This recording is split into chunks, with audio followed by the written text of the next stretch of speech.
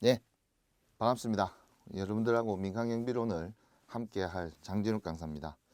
여러분들 민간경비론은 우리 경비조사 시험 1차 과목에서 법학개론과 민간경비론이 있는데 민간경비론이 상당히 전략 과목이고 고득점을 받을 수 있는 과목이기 때문에 민간경비론에 좀 집중을 해서 고득점을 받겠다 이런 전략을 세우시는 것도 상당히 좋습니다.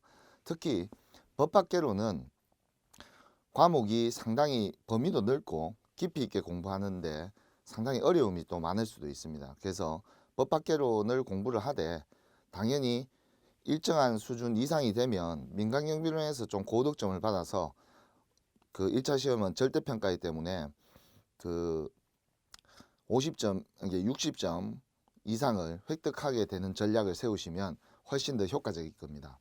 그래서 민간경비론을 공부할 때는 특히 가능한 한 전체적인 흐름을 잘 살펴보시는 것이 상당히 유용합니다. 그래서 그 전체적인 흐름에 있어서 좀 중요하다고 생각되는 것들은 주로 암기도 좀 병행을 하셔야 되고요.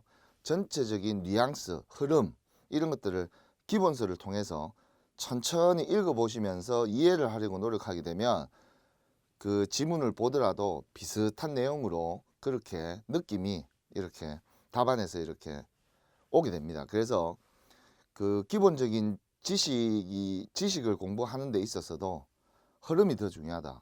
전체적인 흐름을 이해하고 그리고 개별적으로 그 암기를 하는, 그래서 숲과 나무를 동시에 볼 수 있는 그런 안목을 가진다면 민간경비로는 처음에는 막연하게 접근을 할지 모르지만 시간이 지날수록 상당히 성적이 상상되는 그런 과정을 느끼게 될 겁니다. 그리고 실제 이 기본서를 다 떼고 나면 실제로 문제풀이를 통해서 실전 감각을 훨씬 더 배양을 시킨다면 고득점으로 이어지는 가장 빠른 길이라고 여러분들에게 말씀드리고 싶습니다. 그래서 2차 시험에는 경비업법하고 경호학, 주로 경호학을 선택을 많이 하시는데 요즘에는 뭐 범죄학이나 소방학을 선택하시는 분들도 있습니다. 그런데 특히 경호학이 단기간에 처음 공부하시는 분들에게는 상당히 유리합니다. 하지만 경호학은 고득점을 취득하는 데는 상당히 또 어려움이 좀 있어요. 그래서 단기간에 빠르게 득점을 하기 위해서는 경호학을 선택을 하되 고득점을 받기 위해서는 경호학을 좀 더 사각지대에 있는 깊이 있는 좀 공부를 좀 더 하셔야 된다. 그리고 특히 민간경비론의 내용은 2차 과목인 경비업법과 중첩되는 부분들이 상당히 많습니다. 그래서 민간경비론과 경비업법을 하나로 묶어서 우리 민간경비 그 과목이다 이렇게 생각을 하시고 접근을 하셔야 됩니다. 그래서 올해 만약에 여러분들이 전략을 세울 때 나는 1차 시험만 합격을 하고 내년에 2차 시험을 합격을 하겠다 이런 전략을 세우시는 분들도 있을 거예요. 하지만 올해 1차 시험 합격 전략을 세운다 하더라도 반드시 시험장에 가서는 2차 과목인 경비업법이나 또는 경호학이나 선택 과목을 직접 경험해 보시는 게 상당히 효과적입니다. 왜냐하면 2차 경비업법의 내용에서 좀 문제 난이도가 낮은 내용들이 민간경비론에서 출제할 여지가 상당히 많습니다. 그렇기 때문에 민간경비론과 경비업법에 중첩되는 부분들은 2차 경비업법을 학습을 하셔야 우리 민간경비론에서도 고득점을 받을 수 있기 때문에 민간경비론과 경비업법이 별개의 과목이 아니다. 민간경비론을 기반으로 해서 그 내용을 법제화한 것이 경비업법이다. 이렇게 생각을 하시면 훨씬 더 여러분들께서 접근하기가 쉽다고 볼 수가 있습니다. 그래서 우리 첫 번째 테마가 민간경비론의 그 개설입니다. 1장 우리 민간경비론의 경비의 개설과 관련되어서 그 몇 가지 출제 그 경향을 이제 출제 포인트를 한번 짚어보면 어떤 부분들이 중요하게 출제가 되냐. 첫 번째는 우리 민간경비와 공경비의 차이점에 대해서 경비와 공경비의 차이점에 대해서 반드시 짚고 넘어가셔야 됩니다. 이게 아주 중요하고 출제 빈도가 상당히 높은 그런 파트이기도 합니다. 그 다음에 두 번째로는 영미법계와 대륙법계의 어떤 민간경비가 좀 차이를 두고 있습니다. 대륙법계 민간경비의 차이점을 발전 과정이 조금 차이가 있습니다. 그 발전 과정의 차이를 잘 맥을 짚는 것이 중요합니다. 그리고 우리 민간경비가 지금까지 어떻게 성장 과정을 거쳤는지 우리 민간경비의 성장 과정에 대해서 한번 보도록 하겠습니다. 민간경비의 성장 이론들, 이런 내용들이 우리 1장에서 민간경비의 개설에서 중요한 어떤 시험 문제의 출제 포인트가 있는 그런 어떤 주제라고 볼 수 있습니다. 그래서 이런 주제에 초점을 맞추고 학습의 깊이를 좀 강화시키고 나머지 내용들은 주로 읽어보면서 스킵, 자꾸 이렇게 뉘앙스를 잘 숙지해 두는 그런 흐름으로 공부를 하시면 상당히 유용할 거라고 생각을 합니다. 그래서 첫 번째가 우리 민간경비와 공경비에 대해서 한번 알아볼 텐데요. 우리 경비의 개념과 관련돼서는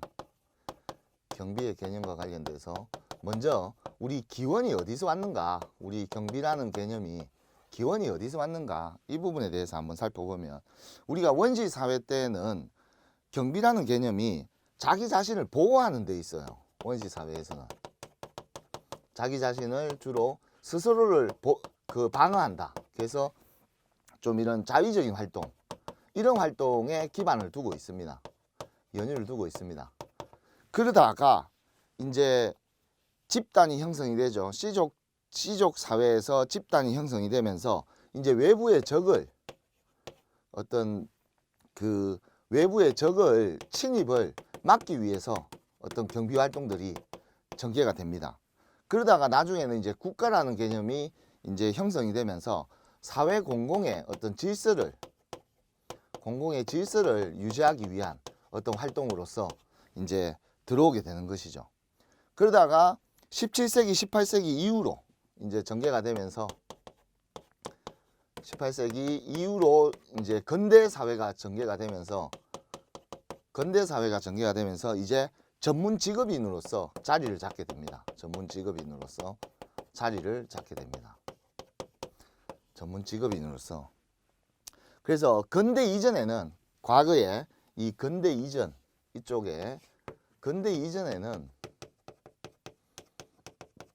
우리 민간경비와 우리 공경비, 즉 민간경비와 경찰 기능이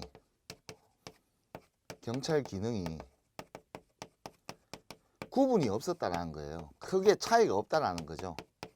하지만 전문 직업인으로서 근대 이후에 등장을 하면서 드디어 이 전문 직업인으로서 등장이 되면서 드디어 민간경비와 우리 경찰, 공경비의 개념이 차이를 이렇게 두게 됩니다. 자리를 잡았다는 것이죠. 그렇게 이제 볼 수가 있겠고요. 그리고 우리 민간경비의 어떤 개념들을 한번 살펴보겠습니다. 민간경비의 개념들. 자, 2번.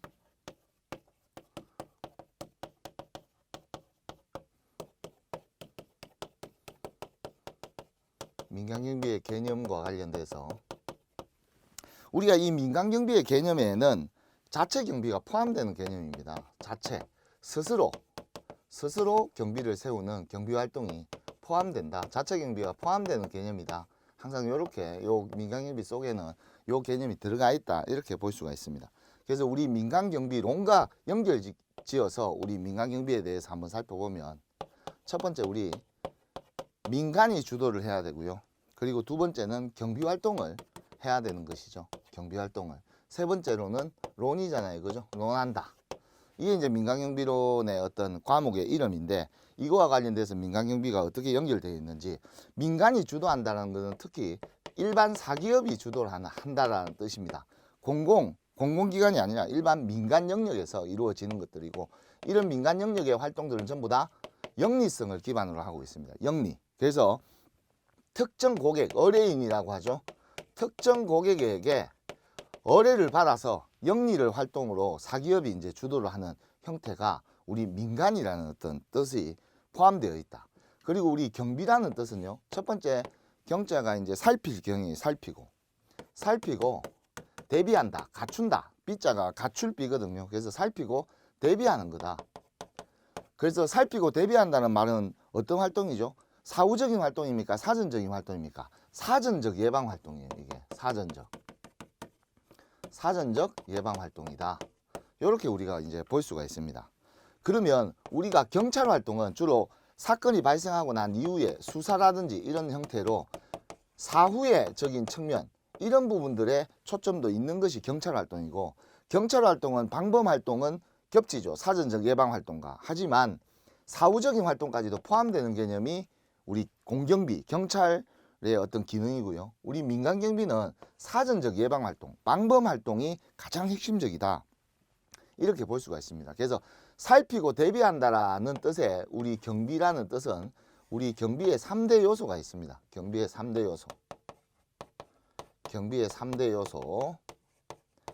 아주 중요한 내용이죠. 경비의 3대 요소. 첫 번째, 우리가 살피고 대비한다는 것은 어떤 안 좋은 것들을 막아낸다는 뜻이에요. 그래서 첫 번째가 방범 활동이 상당히 중요한 핵심적인 활동입니다. 그 다음이 방제 활동이 돼요. 재난을 대비하는 거. 그리고 마지막으로는 방화, 화재를 막는 거. 그래서 방범, 방제, 방화 활동을 우리는 경비 활동이라고 합니다. 그래서 우리가 이걸 빠르게 외우셔야 되겠죠. 그죠? 그래서 어떻게 외우냐? 빠라바라방 이렇게 외우셔야 돼요. 방범, 방제, 방화. 그게 경비의 핵심이다. 방범, 방제, 방화가. 그 3대. 방범, 방제, 방화 활동을 위해서 살피고 대비하는 활동들이 전부 다 경비 활동이다. 이렇게 생각하시면 되고, 그러면 우리는 무엇에 대해서 논하는가? 무엇에 대해서 논하는가? 민간경비로는 민간경비가 어떻게 발전해 왔는지, 그리고 우리 민간경비가 어떤 환경 속에서 지금 경비가 발생되고 있는지, 그렇게 해야 환경을 알아야 그 니즈나 이런 것들을 파악할 수 있다는 거죠. 그 다음 우리 민간경비가 어떻게 조직되어 왔고, 민간경비가 대표적인 시설보호 활동을 어떻게 하고 있는지, 이런 부분에 대해서 초점을 가지고 있는 거죠. 그래서 특히 최근에는 사이버 보안이라는 컴퓨터 보안, 사이버 보안 활동이 상당히 중요해졌어요. 과거에 비해서. 요즘에는 보이스 피싱이라든지 이런 어떤 스미싱, 이런 범죄들이 자꾸 증가하면서 사이버 보안과 관련된 활동들까지 우리 민간경비의 영역에 지금 다 들어와 있다. 이렇게 볼 수가 있고요. 그 다음에 마지막으로 우리의 민간경비가 전망, 앞으로 어떻게 발전해 나갈 것인지, 특히 4차 산업혁명에 발맞추어서 민간경비의 다양한 어떤 기술들이 결합을 하면서 민간경비가 앞으로 지속적으로 어떤 발전될 수 있는 어떤 그런 상황, 그런 부분들에 대해서 전체적으로 이제 살펴보는 겁니다. 특히 우리 민간경비의 가장 큰 기원은 영국이 우리 민간경비의 효시다. 이렇게 생각하시면 돼요. 영국에서 처음에 시작했다. 이렇게 생각하시면 됩니다. 그래서 영국이 가장 선진국이죠. 그래서 이제 영국에서 시작을 해서 유럽으로 이제 확장되는 거죠. 유럽 사회로 이제 전반적으로 이제 확장을 시키는 개념으로 민간경비가 발전을 합니다. 그런데 이 민간경비의 개념은 각 국가들마다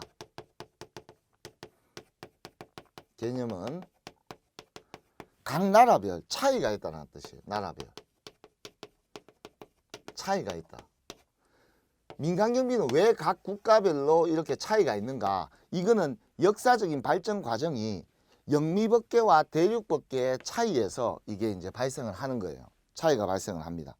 그리고 항상 민간경비에 있어서는 사설경비, 즉 민간경비가 앞선다, 이런 뜻이에요. 앞서서 존재를 한다는 거죠. 먼저 우선해서 존재한다. 먼저 존재했다는 거예요. 항상 모든 국가들의 공통점이 민간경비 영역이 먼저 발전을 하고, 민간경비 영역이 먼저 발전을 하고 난 다음에 공경비로, 이렇게 공경비의 필요성이 발생이 되어서 발전해 나가는 형태로 우리 민간경비가 발전을 해왔습니다. 그렇게 해서 최종적으로 국가경찰이 드디어 등장하게 되는 이런 과정으로 발전을 해왔다는 걸, 기본 흐름을 알고 계셔야 됩니다. 그래서 시험 문제에도 공경비가 민간경비보다 먼저 출현했다 이렇게 나온다면 그거는 틀린 지문이 되겠죠.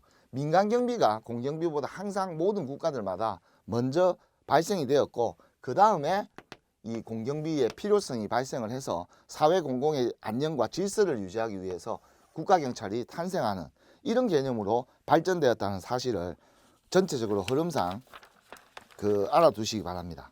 다음은 우리 협의의 민간경비와 광의의 민간경비의 개념들을 하나씩 살펴보도록 하겠습니다.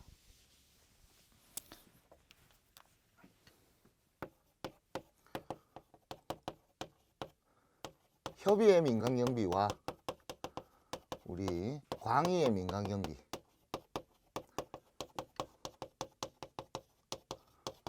협의라는 것은 좁은 의미의 민간경비를 얘기하는 거고요. 광의라는 뜻은 넓은 의미의 민간경비를 얘기하는 겁니다. 그래서 이 협의라는 것은 좁은 의미의 민간경비에서는 가장 핵심적인 활동이 뭐냐? 방범활동이에요. 방범활동. 방범활동만 얘기하는 거예요. 방범활동만 얘기를 하는 겁니다. 좁은 의미로는. 범죄를 예방하는 사전적 예방활동에만 초점을 둔다는 거죠. 하지만 넓은 의미의 광의의 민간경비는 넓기 때문에 경비의 3대 요소인 방범, 방화, 방범, 방제, 방화 활동이 전부 다 들어가는 이런 활동들이 전부 다 넓은 의미의 그 민간경비 영역에 다 들어가고요. 특히 정보보호 활동, 뭐 그 스파이, 산업 스파이 이런 거 이제 대비하는 거 이런 활동들, 그리고 사이버 보안 이런 활동들까지 전부 다 포함하는 개념이기 때문에 포괄적 경비 활동이다 이렇게 생각하시면 돼요. 포괄적인 경비 활동이다. 그것이 이 광의의 넓은 의미의 민간경비 활동이다 이렇게 정리를 해두시면 좋겠습니다. 그래서 좁은 의미에는 방범활동만 지칭하는 뜻이다. 이렇게 개념을 딱 구분해 주셔야 돼요. 그 다음 제 세 번째는 그 형식적 의미의 민간경비와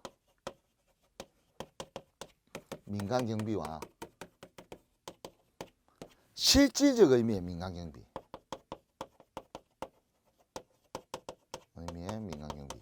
활동의 개념을 이론적으로 개념을 구분을 하는 거죠. 우리 형식적이라는 거는 형태와 서식이 있다라는 뜻이에요. 형태와 서식이 있다. 일정한 서식이 있다. 형태와 서식이 있는 것들을 무엇을 의미하나? 법을 얘기하는 거예요. 실정법. 실정법에 명시된 내용, 법에 있는 내용을 우리 민간경비의 영역으로 보는 거죠. 그래서 우리나라는 경비업법이 있습니다. 경비업법은 법에 민간경비의 내용을 규정을 다 해놨다는 거예요. 그래서 형태와 서식에 따라서 규정을 다 해놨다. 그래서 이거는 형식적 틀이 있다. 그래서 우리 민간경비에서는 우리 경비업법에서는 5개 종류의 경비업법을 정해놓고 있습니다. 시설경비 활동, 특히 장소적 개념이죠. 호송경비활동, 주로 이동을 하면서 경호 활동을 하는 것들. 그리고 신변보호 업무는 주로 사람의 신체의 위해를 방지하는 활동들.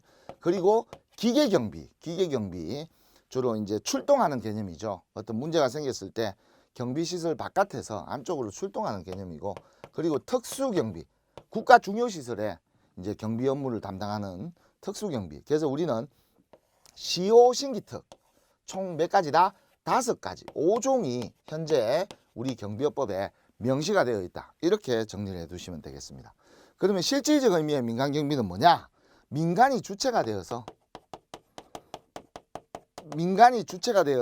펼쳐지는 모든 경비활동들이 실질적 의미에, 그럼 여기에서 경비활동이면 방범, 방제, 방화 활동 다 들어가는 거죠. 그래서 범죄 예방이라든지 또는 그 방제, 재난을 막는 거죠. 그죠? 그래서 위험 방지 활동들, 방지, 그리고 질서 유지, 이런 활동들, 공공의 질서 유지, 사고가 나는 것을 방지하기 위해서 질서를 유지하는 이런 활동들이 전부 다 민간이 주체가 되는 활동들. 방범, 방제, 방화 활동은 전부 다 실질적으로 방범, 방제 활동들은 전부 다 민간경비의 영역에 포함을 시킨다. 그런 개념이고, 형식적 의미의 민간경비에서는 법에 나와 있는 것만 우리가 민간경비로 보자. 요 개념상의 차이가 있다는 사실을 잘 알아두시기 바랍니다. 그래서 실질적 의미의 민간경비의 활동들은 결국은 방범, 방제, 방화 활동이기 때문에 이거는 공경비와 민간경비가 차이가 없는 거죠. 이쪽은 공경비는 주로 경찰 활동, 공공의 경비 활동들, 경찰 또는 그 교도관들, 교정기관들이 수행하는 활동들을 공경비라고 합니다. 공경비가 민간경비와 차이가 없다. 민간경비와는 전혀 차이가 없다. 경비가 일치하는 개념이에요. 쉽게 얘기하고 차이가 없이 일치를 한다. 하지만 형식적 의미의 민간경비는 명확하게 법에 이것이 민간경비다라고 명시를 했기 때문에 공경비하고는 차이가 나는 거죠. 민간경비 활동과 형식적 의미의 민간경비 활동과 공경비는 법에서 명확하게 차이점을 두고 있습니다.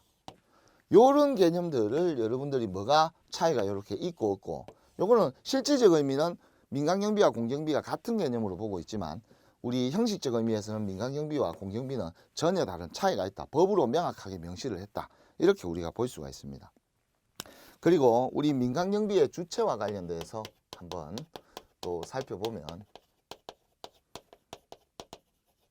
주체와 관련돼서는 우리 고객이 바로 뭐다? 의뢰인이죠. 고객, 의뢰인이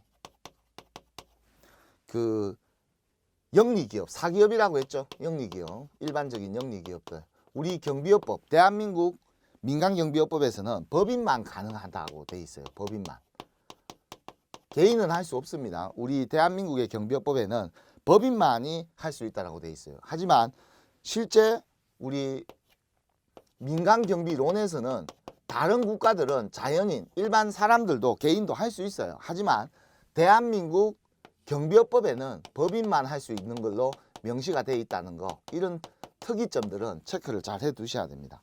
그리고 우리 민간경비원의 신분은 우리 민간인 신분이에요. 기본적으로 민간인 신분들, 민간인 신분인데 청원경찰이라든지 이런 분들이 이제 국가 중요시설에서 근무를 하는데 약간 그런 분들의 대우나 보수 조건들이 공무원에 준한다고 해서 우리가 준공무원이다 이런 표현들을 쓰거든요. 하지만 그런 용어 자체는 존재하지 않습니다. 준공무원이라는 단어는 좀 법률상의 단어가 아니에요. 우리가 그냥 일반적으로 그냥 사용하는 용어죠. 그죠? 이런 단어는 없습니다. 이런 것들을 잘 체크를 해 두십시오. 그래서 민간경비의 어떤 흐름과 주체, 또 이 사람들의 신분, 이런 것들을 좀 전체적으로 정리를 해 둘 필요가 있습니다. 그리고 우리 이제 다음은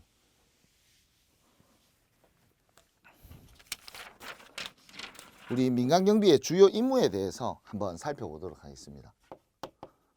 우리 민간경비의 주요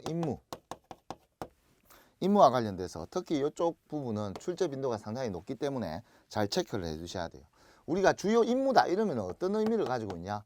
민간경비가 담당하는 역할이 뭐냐? 이런 어떤 의미를 가지게 됩니다. 첫 번째 역할이 바로 범죄 예방 활동이죠. 범죄를 예방하는 활동, 방범 활동. 이것이 가장 본질적인 업무다. 우리 민간경비 영역에서 가장 본질적이고 중요한 임무다. 이렇게 생각하시면 돼요. 가장 핵심이다. 우리 범죄 예방 활동들은 사회적 전체로 봐서 이익이 있는 거죠. 그래서 사회적 전체로서의 이익이 있기 때문에 공공성을 상당히 잘 띠고 있다. 공공성을 띈 성격이다. 개인이 돈을 내고 범죄 예방 활동을 한다 하더라도 그 자체가 사회적으로는 대중들에게 이익을 주는 어떤 공익적인 측면, 공공성이 있는, 공공성이라는 뜻은 대중 전체에 영향을 미치는 그런 뜻을 가지고 있거든요.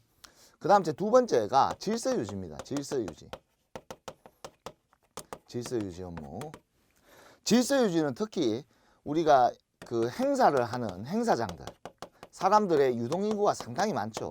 이때 혼잡하면 거기에서 사고가 발생될 수 있어요. 과거에 우리 공연장이나 이런 곳에서 유명 연예인들 또는 외국 가수들 이런 사람들이 그 공연을 하다가 그걸 관람하기 위해서 구경하러 왔다가 높은 곳에 이제 올라가서 많은 사람들이 있다 보니까 무너져 가지고 많은 사람들이 인명피해를 가지는, 이것도 역시 질서유지 업무도 공공성을 띤 그런 어떤 성격을 가지고 있죠. 공공성을 가지고 있습니다.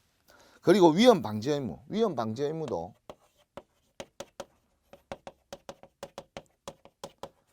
방제라든지 방화 이런 것들이 전부 다 위험을 예방하는 활동들, 이런 것들도 기본적으로 경찰이나 소방 쪽에서 하는 것들이지만 우리 민간경비에서도 하는 활동이다. 그래서 여기도 마찬가지로 공공성을 가지고 있는 거죠.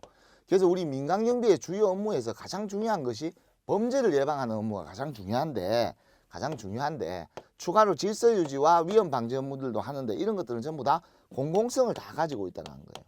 사회 전체에 영향력을 미치는 그런 어떤 성격을 가지고 있는 업무들이 우리 민간경비의 주요 업무다 이렇게 볼 수가 있습니다. 그리고 이제 경비업법상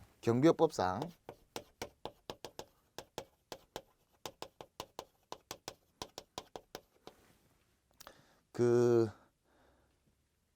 경비업과 관련돼서 몇 가지를 좀 이제 살펴보면은 경비업과 관련되어서 우리 경비 업무는요 기본적으로 우리 경비업법상 그 제2조 1호에 규정이 되어 있죠, 그죠? 정의를 내려놓고 있습니다. 경비 업무의 전부 또는 일부를 경비 업무에 여기서 경비 업무라는 뜻은 방문 방제 방화 업무를 얘기하는 거죠. 전부 또는 일부를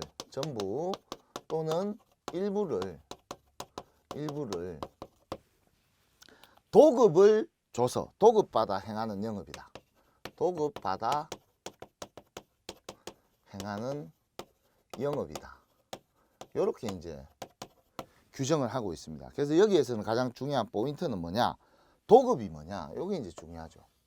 도급이라는 거는 도급인이 있어요. 도급인. 이 사람이 도급을 주는 사람이에요. 도급을 주는 사람이고 한쪽에서 줬다 그러면은 한쪽에서는 받는 사람이 있겠죠. 수급인이 있는 거예요. 수급인은 누구냐? 도급을 받은 사람이에요. 받는 사람. 그럼 이 받는 사람은 누구냐? 이 경비업자를 얘기하는 거죠. 법인만 할 수 있으니까 경비업자를 얘기하는 거예요. 그래서 도급인과 수급인이 있는데 이 도급 계약은 일정한 돈을 주고 일정한 서비스를 제공하는데 반드시 그 구체적인 어떤 지휘권이 없어요. 구체적인 지휘 명령을 해서는 안 됩니다. 명령을 해서는 안 돼요. 만약에 구체적인 지휘 명령을 하게 되면 도급 계약이 아니라고 보는 거죠. 그래서 도급 계약이라는 건 주로 일의 완성을 계약으로 삼는다 이런 뜻이에요. 일의 완성. 그래서 경비 업무가 온전하게 잘 완성이 되었다 그러면 거기에 대해서 도급비를 일괄적으로 주는 거지, 실제 경비업자가 경비원들에 대해서 구체적인 지휘명령권을 가지지 도급인이 구체적인 지휘명령을 그 경비원들에게 직접 하게 되면 그건 원래는 불법이에요. 그래서 우리 경비업에는 특히 첫 번째가 시설경비 업무라는 것이 있습니다. 시설경비. 우리 시설경비 업무는 주로 혼잡, 무질서 이런 것들의 그 질서를 유지하기 위해서 주로 또는 방범 활동을 하기 위해서 하는데 주로 여기는 혼잡 등 이런 것들이 전부 다 이 시설이라는 게 어떤 개념이다? 장소적 개념이에요. 장소. 특정한 장소에서 혼잡이나 어떤 이런 질서 유지, 방범 방제, 방화 활동을 하는 것이 시설 경비가 되는 것이고, 두 번째로는 호송 경비가 있어요. 호송 경비. 우리 호송 경비는 주로 운반 중이라는 거는 주로 이동이라는 개념이 들어가 있습니다. 이동 중이다 이런 뜻이에요. 이동 중이다. 그래서 호송이라는 거는 뭔가 물건을 이동하는 거죠. 그래서 현상금이 걸려있는 유물이다 이렇게 외워두셔야 되거든요. 현상금이 걸려있는 유물이다. 그러면 이 현상금이라는 거는 뭐냐? 현금을 얘기하는 거고요. 상품을 얘기하는 거고요. 여기는 귀금속을 얘기하는 거예요. 귀금속. 그리고 유가증권, 채권이나 이런 것들, 정권 이런 것들, 물건, 기타 물건을 얘기합니다. 기타 물건. 그래서 현상금이 걸려있는 유물을 운반을 하게 되면 뭐냐? 호송경비다. 이렇게 이제 정의를 내려두시면 될 것 같아요. 이거 외워두시면 아주 유용하다고 볼 수가 있습니다. 그 다음에 세 번째로는 신변보호 업무예요. 신변보호 업무. 우리 신변보호 업무는 특히 사람과 관련된 부분, 사람에게 위해가 발생되는 걸 방지하는 거예요. 위해. 생명이나 신체에 어떤 해를 끼치는 것을 방지하는 거. 우리가 일반적으로는 우리가 신변보호 업무를 나중에 여러분들이 이제 경호학이다 이렇게 또는 경호다 이렇게 이제 이야기도 하는 거죠. 하지만 경호라는 개념보다 신변보호라는 개념이 좀 더 넓은 개념이에요. 그래서 신변보호라는 개념 속에 이 경호라는 개념이 들어가 있는 개념이에요. 이렇게.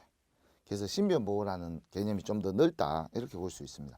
그 다음 우리 네 번째는 기계경비 업무가 있어요. 기계경비 업무.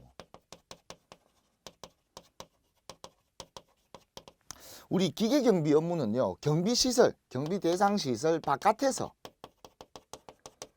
시설 외에서, 이 바깥이라는 뜻이에요. 경비시설 안에서 출동하면 안 됩니다.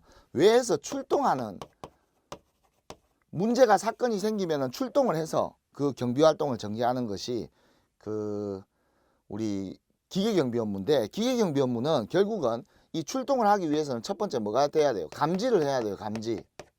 감지를 했으면 그 신호를 보내야 되겠죠. 그죠? 송신을 해야 됩니다. 송신. 그러면 신호를 보냈어요. 그러면 신호를 받아야 되겠죠. 수신이 있습니다. 수신. 그 다음 수신을 했으면 거기에 따라서 적절한 조치를 해야 되겠죠. 관제는 통제를 어떻게 해야 돼요? 출동을 이제 명령을 내려야 되겠죠. 그러면 이제 기계경비원이 현장으로 이제 출동을 하는 그런 개념이 되겠습니다. 그 다음 다섯 번째가 우리 특수경비 업무인데요. 특수경비 업무. 우리 특수경비 업무는 국가 중요시설. 가급, 낙급, 다급으로 이렇게 나와 있는 이런 국가 중요시설에는 경찰관들하고 유기적인 어떤 관계 또는 부대들 근처에 있는 군부대하고의 유기적인 관계 이런 것들을 통해서 우리 국가 중요시설들을 경비, 즉 방범 방제 방화 활동들을 하는 것이 우리 경비 활동이 되겠습니다. 국가 중요시설이라는, 이것도 마찬가지로 시설이기 때문에 장소적 개념이 아주 강합니다. 장소적 개념. 요 시설 경비에서 국가 중요시설이기 때문에 특수하다 해서, 국가 중요시설은 일반 시설이 아니고 좀 더 중요하다 하고 해서 특수하다라고 해서 특수경비. 그래서 시설 경비의 개념이 확장된 개념이 바로 특수경비의 개념이다. 이렇게 이해를 해 두시면 상당히 유용할 거다. 이렇게 이제 설명을 드리고 싶습니다. 그래서 요거는 원래 경비업법 시간에 좀 더 구체적으로 한번 살펴볼 그런 필요가 있습니다. 다음은 그 민간경비의 특성에 대해서 한번 또 살펴보도록 하겠습니다. 우리 민간경비의 특성이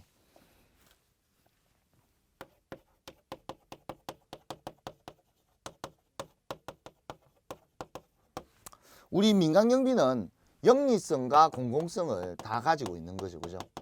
개인의 기업의 영리 활동임에도 불구하고 사회적으로는 공공, 대중에게 전체적으로 영향력을 주는, 그래서 영리성과 공공성을 동시에 요구하는 그런 특성이 있습니다. 그래서 그 세부적으로 중요한 어떤 지문들을 한번 살펴보게 되면 우리나라 경찰관은 부업으로 민간경비를 못하게 돼 있어요. 우리나라 경찰은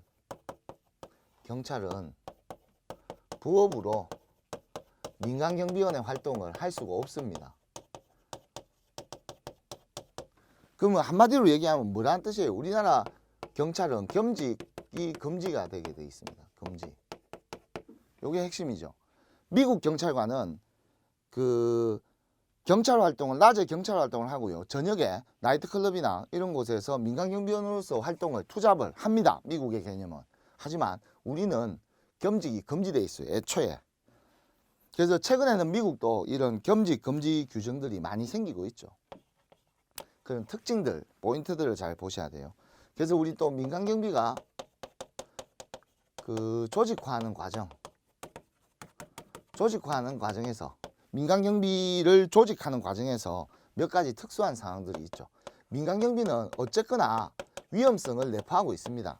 현장에서 범죄를 예방하는 활동들이기 때문에 범죄에 노출될 가능성이 상당히 많고요. 그리고 이런 것들은 우리가 예측이 된다 안 된다, 안 된다는 뜻이에요. 돌발성이 있습니다. 항상 어떻게 어떤 상황으로 생길지도 모르고 거기에서 우리는 기동성을 가지고 아주 빠르게 대처를 해야 됩니다. 기동성을 가지고. 그래서 이런 그 업무의 특수성을 잘 고려를 해야 됩니다. 조직을 할 때 업무의 특수성을 고려를 해야 돼요. 그래서 일반 조직과는 다르게 위험성과 돌발성과 기동성이라는 특수성을 가지고 있기 때문에 이런 특수성을 감안을 해서 민간경비를 어떤 조직화하는 과정들을 살펴봐야 된다는 뜻이죠. 자, 이번 시간에는 전체적으로 여기까지 한번 마무리를 짓고요. 다음 시간에는 공경비에 대해서 한번 세부적으로 진행하도록 하겠습니다. 네, 감사합니다.